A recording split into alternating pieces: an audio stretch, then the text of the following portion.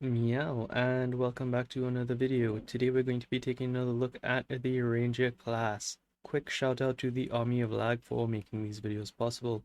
Now, I know what you're thinking. Lag, why are you doing another video on Ranger? You posted one like 2 seconds ago. Well, for starters, you're not subscribed to my channel, and I think you should fix that right meow. Secondly, people did not want to read. And also I might have skipped a thing or two. Anyway, thank you to everyone that provided feedback. Now, on to the video.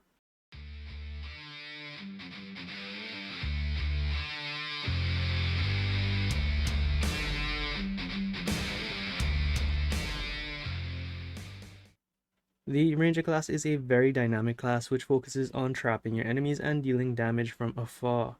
The passive is called Trapper's Instinct, and what it does is allow you to do 30% more damage to enemies that are CC'd. To make the most use out of this, you're going to focus your rotations around making sure your enemies are CC'd in some way, but we'll get to that later. Your auto attack is ranged, and you shoot arrows because you have a bow.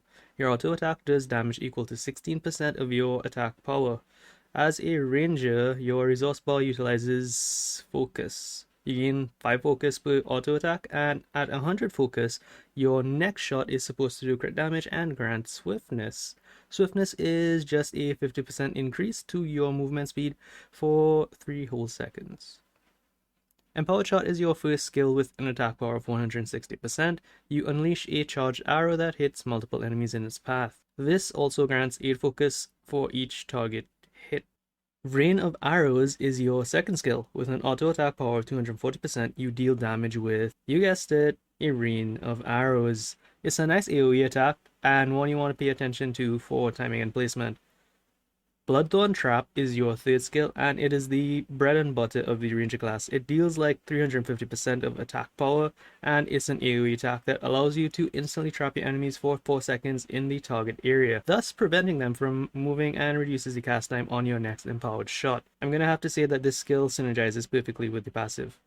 Arcane Artery is your ultimate attack, and it turns your auto attacks into mini explosions. It's kinda cool, but it lasts for like 8 seconds. While this skill is active, all enemies caught in the explosion will grant increased focus. Moving on to your cross skill, Disengage has an attack power of 80%, and you shoot an arrow and then do a little backflip to put some distance between you and your enemies.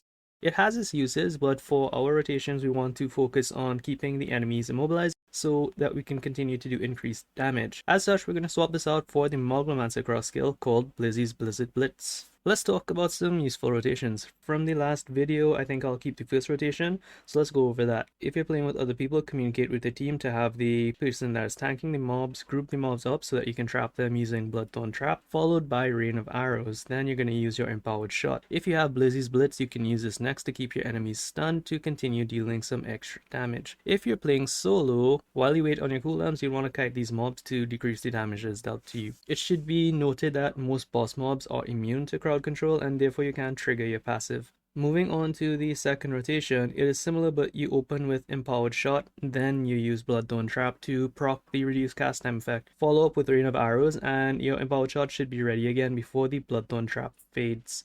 And just like with the last rotation, follow up with Blizzy's Blitz to keep that damage flowing. Anyway, that is as brief as I can keep it. I hope this helps. Let me know what you think down in the comments below. Thank you for watching, and until next time, stay safe, be happy, and meow.